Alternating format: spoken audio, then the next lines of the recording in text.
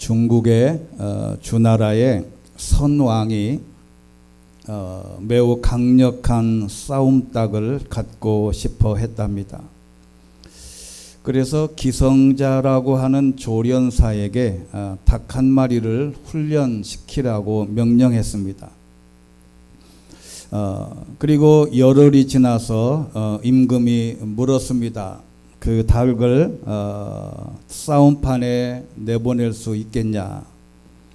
그랬더니 훈련사가 아닙니다. 기운이 왕성하기는 하지만 아직 교만해서 그 기운을 헛되이 쓰려고 합니다.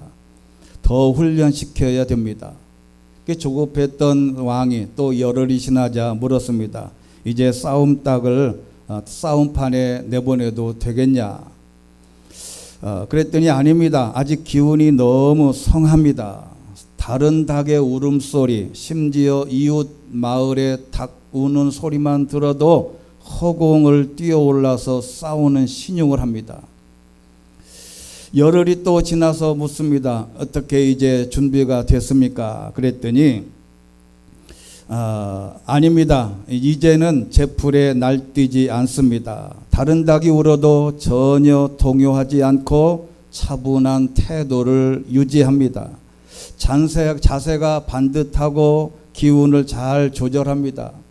어느 닭보다 힘이 좋지만 그 힘을 밖으로 드러내지 않습니다. 마치 나무를 깎아놓은 닭을 보는 듯합니다.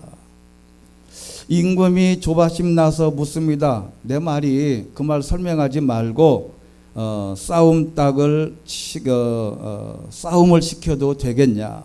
그랬더니 드디어 그렇습니다. 그런데 신하들이 싸움닭 여러 마리를 데려와서 싸움을 시켰습니다. 그런데 다른 닭들은 기성자가 훈련시킨 닭에게 감히 덤벼들지 못하고 겁을 먹은 채 달아나더라는 거예요. 기성자의 싸움닭은 싸울 필요조차 없었다는 겁니다. 이 싸움닭은 전투 기술을 익히는 것에 그치지 않고 동물이지만 내적인 힘을 키웠습니다. 그 힘이 아주 강력했습니다. 굳이 밖으로 드러내지 않아도 남들이 감지할 수 있을 정도의 강력한 내적인 힘이 쌓여 있었다는 것이죠. 그래서 다른 수탉들은 강한 기운을 느끼고 싸우지도 않고 다 도망가더라는 겁니다. 여러 우리 신앙인들도 이러한 싸움닭처럼 내공을 길러야 합니다. 어떤 어려움, 사람들과의 관계, 인간관계, 회사, 어디서든지 감정의 기복을 줄이고 내공을 탄탄하게 길러서 싸우지 않고도 승리할 수 있는 강력한 힘을 쌓아야 됩니다. 여러분, 이게 엄청나게 중요한 내용인데 하나님을 신뢰하고 믿음을 강하게 해서 요동하지 않는, 흔들리지 않는 믿음을 소유하라는 것입니다. 어떠한 순간에도, 기쁠 때도, 기분이 안 좋을 때도, 어려운 상황이 올 때도 요동하지 않는 것. 성경의 시편에 보면 요동이라는 단어로 시작되는 말씀이 굉장히 많습니다.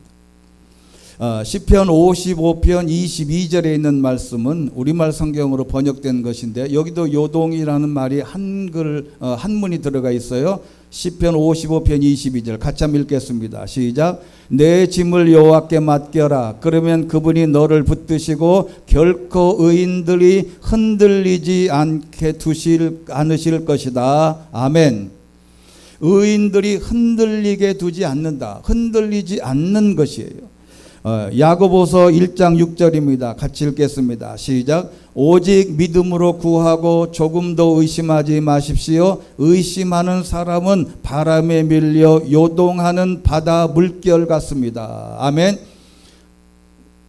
바람에 밀려가는 요동하는 바다 물결 같이 우리의 마음이 막 흔들리거나 어려움이 막 왔을 때 마음이 막 흔들려서 조바심 나고 두렵게 되고 이런 모든 것을 이렇게 하지 마라. 요동하지 마라. 그런데 이사야서 57장 20절에는 악인들에 대한 개념이 나오는데 같이 읽습니다. 시작. 그러나 악인들은 거친 파도가 몰아치는 바다와 같아서 잠잠할 줄 모르고 진창과 진흙을 토해낼 뿐이다. 아멘.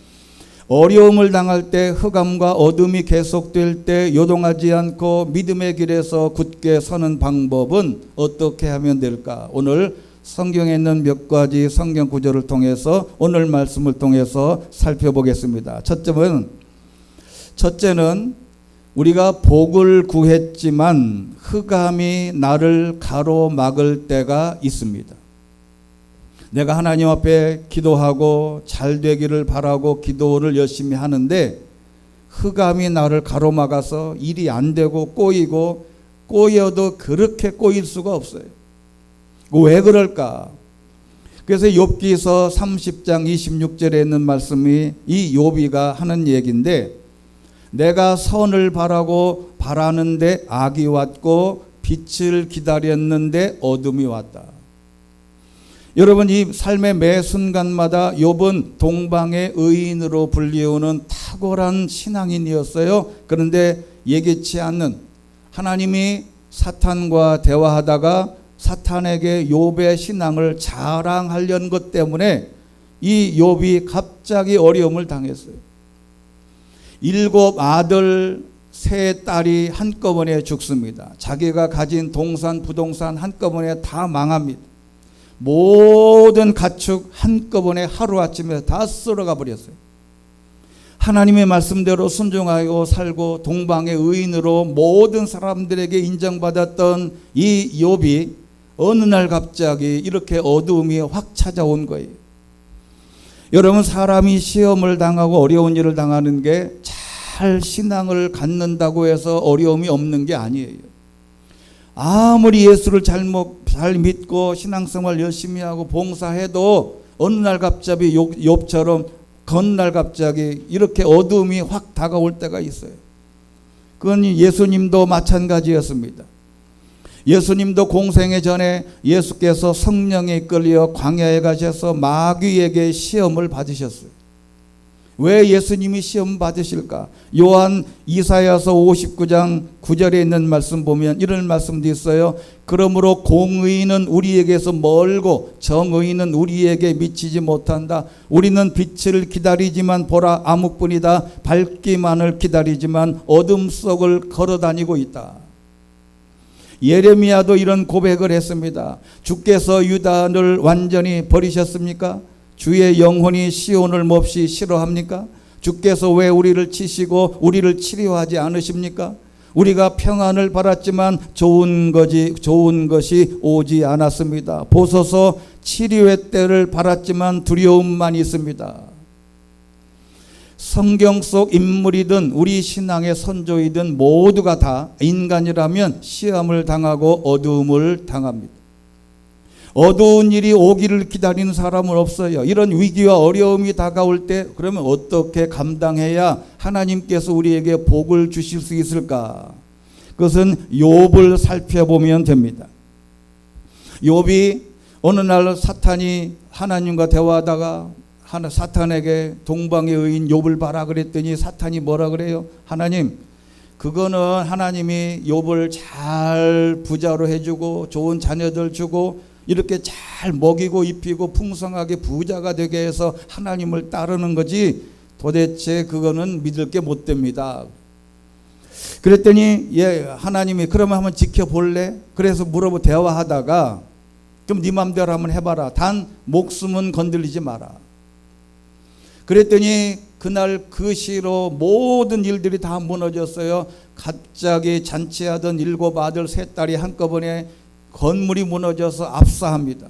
밖에서 가축을 치던 모든 가축이 약탈당하여 하루아침에 그냥 제로가 된 거예요.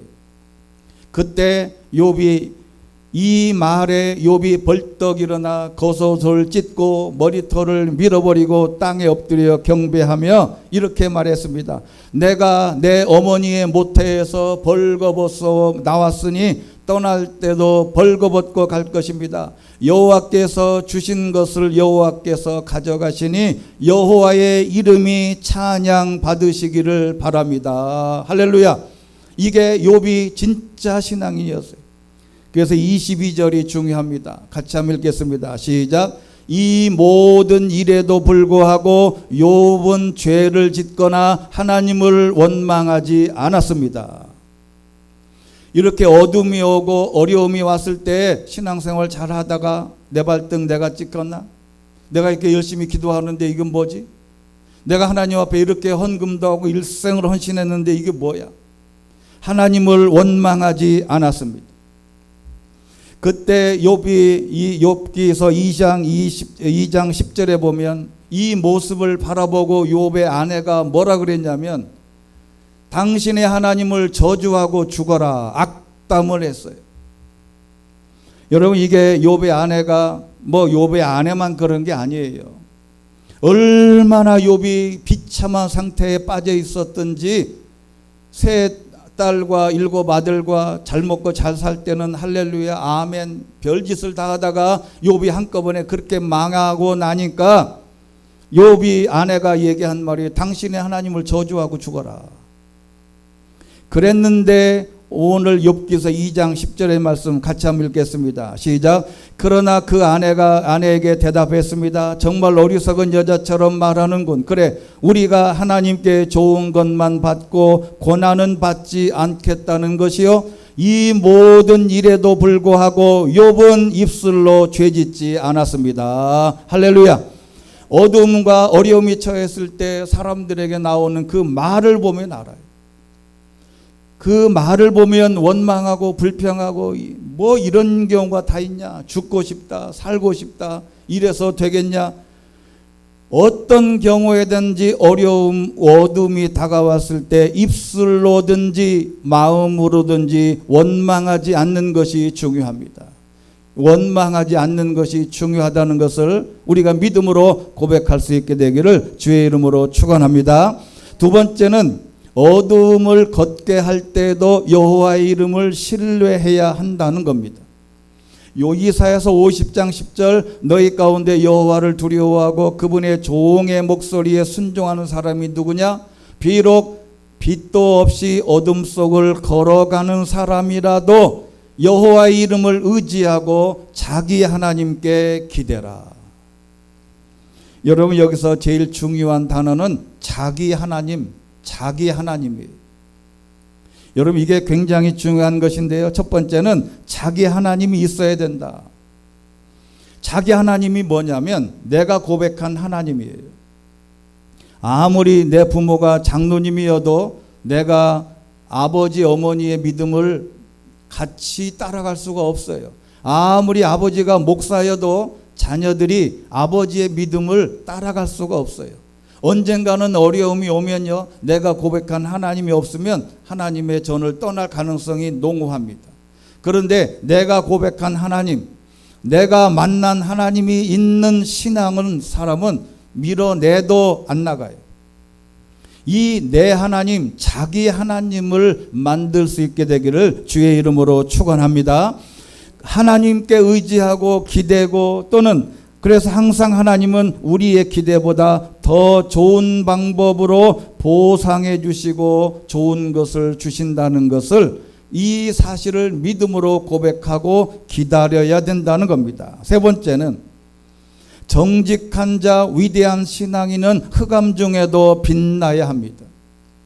여러분 여기에는 우리말 성경으로 번역된 것을 표현해 놨지만 시편 112편 24절 개정개혁판에는 어떻게 되어 있냐면 정직한 자들에게는 흑암 중에 빛이 일어나나니 그는 자비롭고 긍휼이 많으며 의로운 사람이다.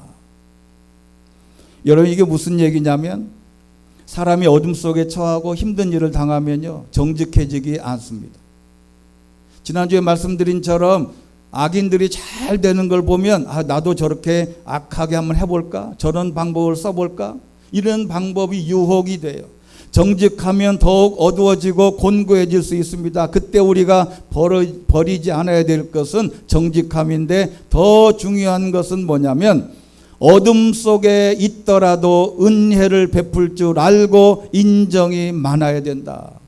죄송하지만 한번 따라해 보겠습니다. 힘들수록 더 은혜가 많아야 한다. 여러분, 어렵다는 핑계 대고 할 일 하지 않으면 안 됩니다. 내가 바쁘다는 핑계로 예배 빠지고, 내 삶이 내가 물질이 없어졌다고 하던 11조도 안 하고, 내가 하나님 앞에 열심히 충성하다가 내가 힘들고 어려우면 내가 이렇게 해봐도 소용없어, 난 이제 안 해 라고 하지 말라는 거예요. 어려움이 어려울수록 어둠 속에 있더라도 은혜 베풀 줄 알고 인정이 많고, 힘들 때일수록 빚을 내서라도 하나님의 일을 할 때는 하라는 거예요. 그러면 하나님이 반드시 채워주실 줄로 믿습니다. 그래서 여러분, 네 번째는요, 어둠 속 감춰둔 보물이 있어요.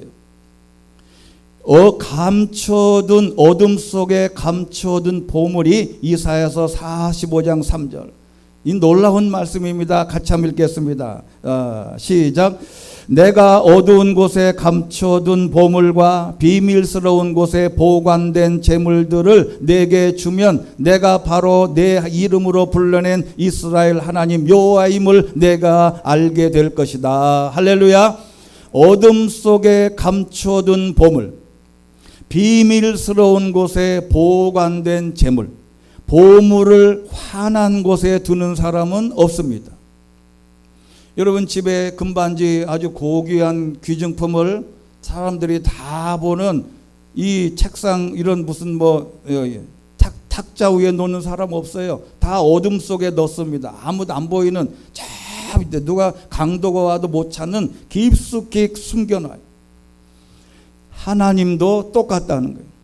하나님도 우리에게 보물을 주시기 전에 감춰둬요. 이 감춰둔 보물을 찾기가 신앙생활의 묘미입니다. 신앙생활은 그래서 감춰둔 보물 찾기예요. 이 보물을 찾기까지 우리의 자세가 중요한데, 여러분, 우리가 세옹지마라는 말 아시죠?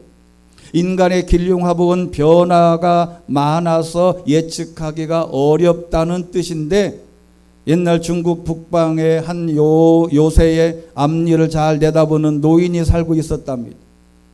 이 노인이 어느 날 좋은 말을 가지고 있었는데, 이 말이 담장을 뛰어넘어가지고 국경을 넘어서 오랑캐 땅으로 달아났어요. 그래서 많은 동네 사람들이 와가지고 묻습니다. 그 좋은 말, 그 재산 1호 명목인 그 귀한 말을 잃어버렸으니 위로의 말을 노인에게 전했답니다. 그랬더니 잘 아시는 말, 이 일이 복이 될지 누가 알겠어. 그랬더니 갑자기 국경을 넘어갔던 이 오랑캐 준마가 또 다른 말을 데리고 온 거예요.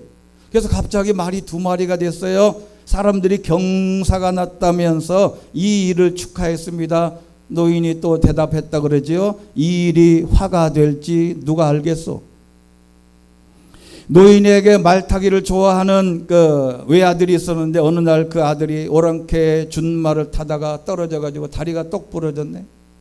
많은 사람이 와서 위로했습니다.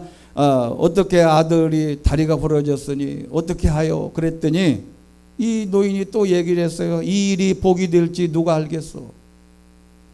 노인의 아들이 불구가 된 지 1년쯤 후에 이웃나라 오랑캐가 쳐들어왔어요. 모든 마을의 장정들은 싸움터에 나가서 많은 사람이 죽었는데, 노인의 아들은 다리가 부러져서, 다리가 절름발이어서 징지불면했어요. 그래서 생명을 유지했다. 이게 세옹지마입니다.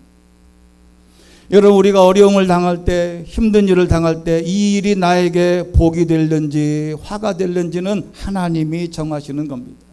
5번째, 어둠은 시작이 있고 끝이 있습니다. 항상 어려운 상황도 끝이 날 때가 있는데 항상 고난이 유지되는 것은 아닙니다.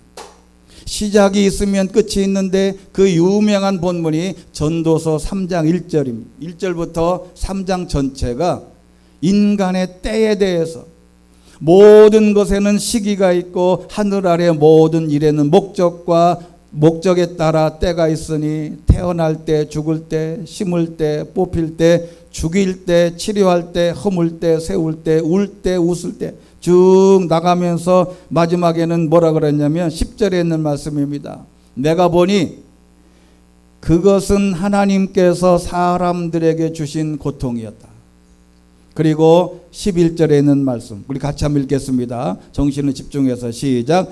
하나님은 모든 것을 그분의 때에 아름답게 만드시고 사람들의 마음속에 영원을 사모하는 마음을 주셨다. 그러나 하나님께서 하시는 일의 처음과 끝을 다 알지 못하게 하셨다. 아멘. 할렐루야. 하나님이 주신 모든 것은 처음과 끝을 사람이 모르게 했어요. 그래서 그 모르기 때문에 언제 어떻게 하나님이 나에게 복을 주실지, 어떻게 하나님이 우리를 선한 길로 인도해 주실지 아무도 모른다는 것입니다. 여러분, 우리가 잘 아는 이스라엘 가장 역사상 위대한 다윗 왕이 전쟁에서 승리한 후에 궁궐로 돌아와서 그래도 그가 신앙인이었기 때문에 궁중 세공사를 불러서 이렇게 말했다 그러죠. 나를 위해서 반지를 하나 만들어 달라. 반지에는 내가 승리를 거두어서 너무 기뻐서 방방 뜨다가 교만하지 않게 하는 글귀, 또는 내가 절망과 시련이 처했을 때 좌절하지 않고 용기와 희망을 줄 수 있는 그 반지에다가 글귀까지 새겨서 와라. 모든 세공사들이 모여서 아주 아름다운 반지를 만들었는데 여기에 써넣을 글귀가 생각이 나지 않는 거예요. 그래서 많은 사람들이 조언을 구했지만 아무도 두 가지의 뜻이 공통으로 있는 단어가 없었어요. 그래서 지혜롭기로 소문난 솔로몬 왕자에게 찾아가서 물었더니 이 솔로몬 왕자가 이렇게 대답했다 그럽니다. 이 또한 지나가리라. 이 구절은 신앙인이나 비신앙인들이나 누구든지 다 아는 거예요. 이 또한 지나간다. 힘든 일, 이 또한 지나간다. 아주 복된 일, 그것도 지나간다. 그러니 안 됐다고 방방 뜨고 서툰 싸움닭처럼 이리 뛰고 저리 뛰지 마라. 그리고 좋은 일 왔다고 너무 자만하고 자랑하고 막 그렇게 하지 마라. 그 또한 지나간다. 그래서 인내하는 이유가 거기에 있습니다. 끝까지 하나님이 어떻게 우리를 축복하실지 모르기 때문에 원망하지 말고 입술로 죄짓지 말라. 마지막 6번째는 어둠 속에는 반드시 하나님을 찾아야 합니다. 이게 결정적인 하나님의 도전의 말씀이에요. 어둠 속에 있을 때 하나님을 찾아야 돼요. 어둠 속에 깊이 들어가면 들어갈수록 하나님을 찾아야 되는데 사람들을 그렇지 않습니다. 어려움이 당하면 하나님을 버리거나 하나님을 찾지 않거나 하나님과 등집니다. 인간은 어려울 때 하나님을 어떻게 대처하느냐가 중요한데 우리 신앙인들에게는 반드시 하나님을 찾아야 합니다. 그것이 성경의 위대한 신앙인들에게 나타나는데 오늘의 본문입니다. 오늘 본문 보면 제자들이 예수님과 말씀을 나누고 세상 많은 백성들에게 예수님께서 가르치시고 이렇게 모든 과정을 하다가 오늘 17절 보면 가버나움으로 배를 타고 가기로 했어요. 그런데 중요한 것은 뭐냐면요. 오늘에 있는 말씀의 21절에 있는 말씀 보면 그러자 그들은 그렇게 바다를 오늘 말씀의 스타디온 이런 뜻은 이건 것은 거리는 약 한 5.5km 한 그 개정개혁판에는 10리 그러니까 한 5.5km 정도 가다가 이제 바다에서 5.5km는 굉장히 멀지요. 갑자기 이렇게 비바람이 치고 폭풍이 불었어요. 그래서 이제 모든 제자들이 막 두려워했어요. 그랬더니 예수님이 20절에 보면 나다 두려워하지 말라. 여러분 예수님이 늘 하시는 말씀 성경에도 많이 등장하는 두려워하지 말라. 어둠 속에 있다고 두려워하지 마라. 그랬더니 21절에 있는 말씀 같이 한번 읽겠습니다. 시작. 그러자 그들은 기꺼이 예수를 배 안으로 모셨습니다. 배는 곧 그들이 가려던 땅에 도착했습니다. 아멘. 기뻐서 예수님을 영접했더니 가려던 땅에 이르렀다. 여러분, 내가 예수를 안 믿고 예배를 잘 안 드리고 하나님과의 관계가 소원해졌는데 잘 됩니까? 이게 잘 되는 것은 문제예요. 여러분, 그 일이 잘 되는 것은 어찌 보면 하나님이 이미 포기한 것인지도 몰라요. 그러니까 문제가 생겼을 때 제자들이 얼른 기꺼이 예수님을 배 안으로 모시자마자 배는 곧 그들이 가려던 땅에 도착했는데 중요한 것은 22절입니다. 이튿날, 다음 날 건너편 바닷가에 남아있는 사람들은 그곳에 배가 한 척밖에 없었는데 그 배 한 척을 타고 이 제자들이 먼저 떠나버렸어요. 그런데 예수님이 떠나지 않은 것을 알았어요. 그런데 그 이튿날 보니까 예수님도 안 계셨다는 것을 알고 나서 마지막 본문에 이렇게 되어 있습니다. 제자들끼리 건넜다는 것을 알았다. 자, 여러분, 이게 오늘 우리가 정말 믿음으로 고백해야 될 놀라운 구절이에요. 제자들끼리만 건너갔어요. 예수님 없이. 가족들끼리만, 하나님 없이 건너가다가는 반드시 폭풍을 만납니다. 예수님이 동반했다면 폭풍을 만나도 해결이 되는데 예수님이 안 계셨다면 그대로 수장되는 겁니다. 제가 이번 주 교단 기독공보를 보다가 기독공보에 이제 담임 목사, 부목사 청빙 광고가 쭉 나요. 그런데 이번에 어느 교회에서 청빙 광고를 했는데 제가 깜짝 놀랐어요. 대한예수교 장로회 동승교회 1952년 창립, 현 위 목사님께서 정년에 의한 은퇴를 하시게 되어, 거기까지는 다 알죠. 그 다음에 뭐라고 되어 있었던가요? 예수 잘 믿는 담임 목사님을 청빙하고자 합니다. 제가 이 구절 보고 한참 동안 생각을 했어요. 왜 이 교회가 이런 구절을 우리 교단의 교단 신문 중에서 우리나라에서 제일 큰 지사를 갖고 있고 하는 이 큰 신문에 담임 목사를 청빙하는데 뭐라고요? 예수 잘 믿는 목사를 청빙한다. 저도 해당되고요. 다 해당되는 거예요. 여러분, 목사, 장로, 권사님 교회 오래 다녔으면 다 예수님 잘 믿는 것 같지요? 아니라는 거지. 보니까 예수 잘 못 믿어. 얼마나 이 교회가 이런 문제에 대해서 고민을 하고 이 구절을 했을까? 정말 나는 진짜 예수를 잘 믿는 사람일까? 어려움이 생겼을 때 기도하고 믿음 안에서 해결하려는 욕심과 의무를 명심해야 되는데 풍랑이 거센 바다 한복판에 친히 찾아오셔서 고난에 빠져 허덕이는 우리와 함께 하시는 그 임마누엘의 하나님을 우리가 얼마나 고백하고 믿음으로 고백하느냐가 중요한 것이다. 그래서 이사야서 43장 말씀입니다. 내가 너를 건져주었으니 두려워하지 말라. 내가 내 이름을 불렀으니 너는 내 것이다. 2절 보면 내가 바다를 건널 때 내가 너와 함께 했고 강을 건널 때 휩쓸려 가지 않을 것이다. 내가 불 속을 걸어갈 때 타지 않을 것이고 불꽃이 내 몸을 태우지 못할 것이다. 할렐루야. 어려움을 때일수록 예수 잘 믿고 하나님을 버리지 않고 잘 붙어 있으면 욥처럼 더 큰 은혜가 있게 되는 것입니다. 여러분, 허밍이라는 뜻은 영어의 허밍은 윙윙거리다 그런 뜻인데 이 단어에 들어가 있는 새가 있는데 허밍버드라는 새가 있대요.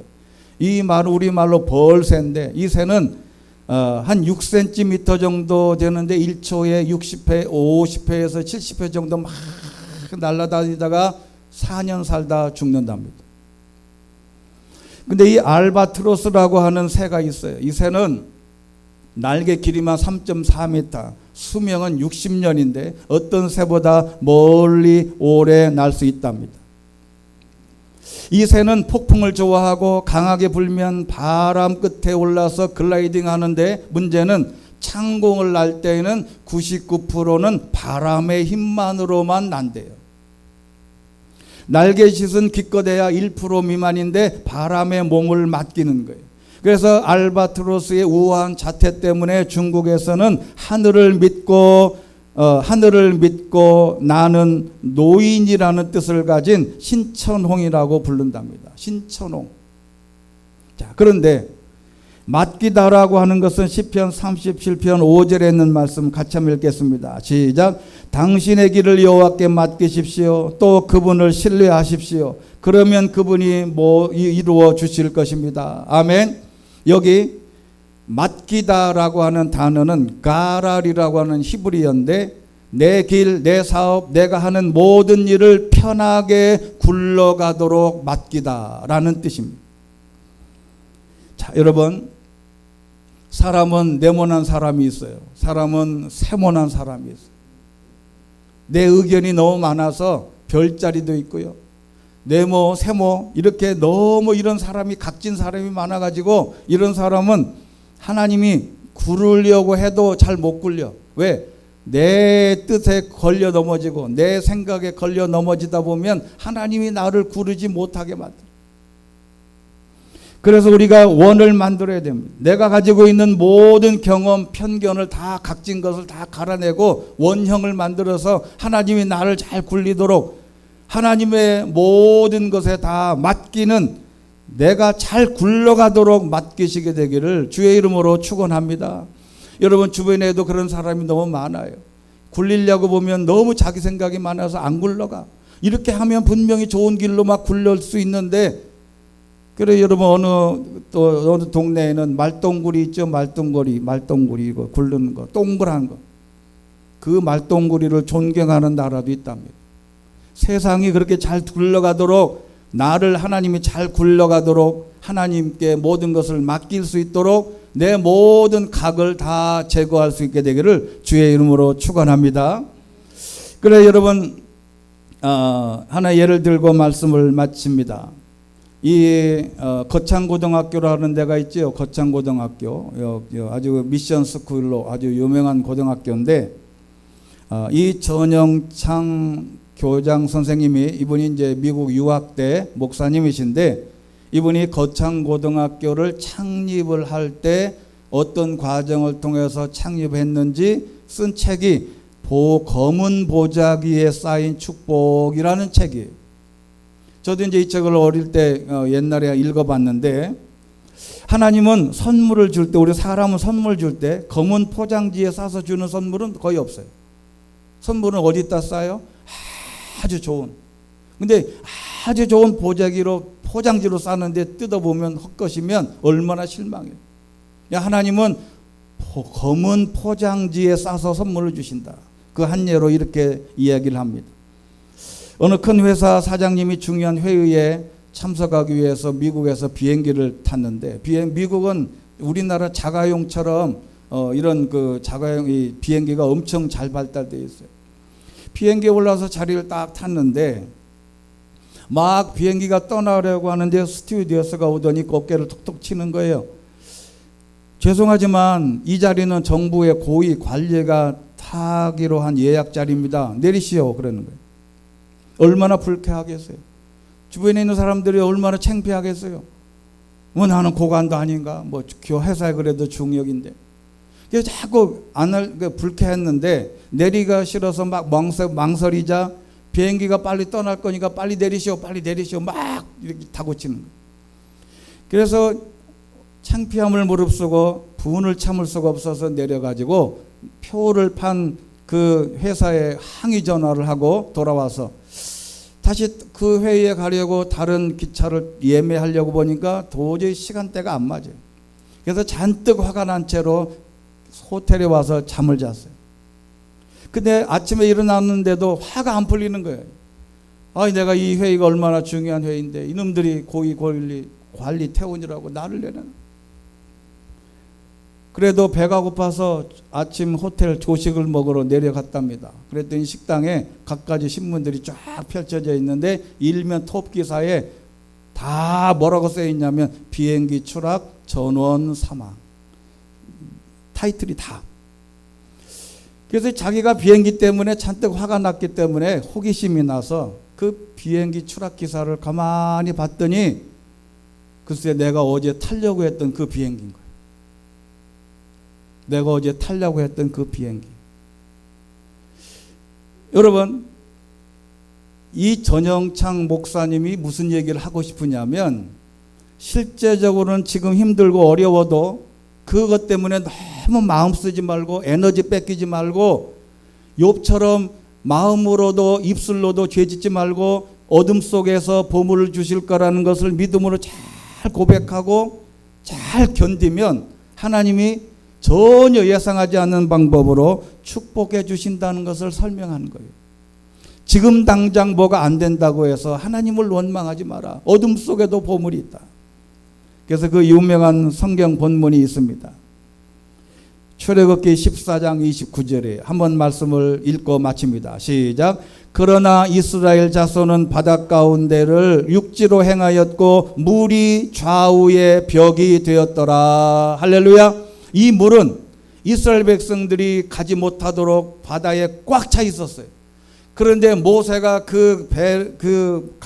바닷물을 하나님의 능력으로 갈라놨더니 나를 가로막던 그 물이 나를 다시 지나가게 하는 벽이 되는 줄로 믿습니다.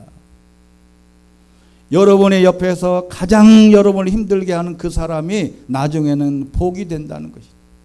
여러분, 오늘 모든 문제를 해결되고 하나님이 주신 놀라운 축복의 역사가 이루어질 것이라는 것을 강력한 믿음을 갖게 되면 하나님이 주신 힘으로 어떠한 위기가 오든지 요동하지 말고 하나님께서 나에게 더 큰 것을 주시리라는 이 소망을 버리지 않고 위기가 왔을 때 슬기롭게 잘 버티고 견디면 하나님의 놀라운 축복을 누릴 수 있다는 고백, 흔들리지 않는 믿음을 통해서 예수님과 동행하시기를 주의 이름으로 축원합니다. 전능하시고 자비로우신 하나님 아버지, 우리는 제자들처럼 예수님을 배에 동승시키지 않고 떠나는 사람들이 많습니다. 내 인생에, 내 회사에, 내 삶에 예수님을 동반시키고 예수님과 동행할 수 있는 성숙한 크리스찬들이 되게 하여 주시옵소서. 우리가 힘들고 어려울 때마다 하나님을 원망하거나 입술로 죄짓지 않고 하나님이 또 다른 놀라운 축복과 은혜를 예비하신 줄로 믿고 믿음으로 나아가는 하나님의 사람들이 되게 하여 주시옵소서. 예수 그리스도 이름으로 기도드리옵나이다. 아멘.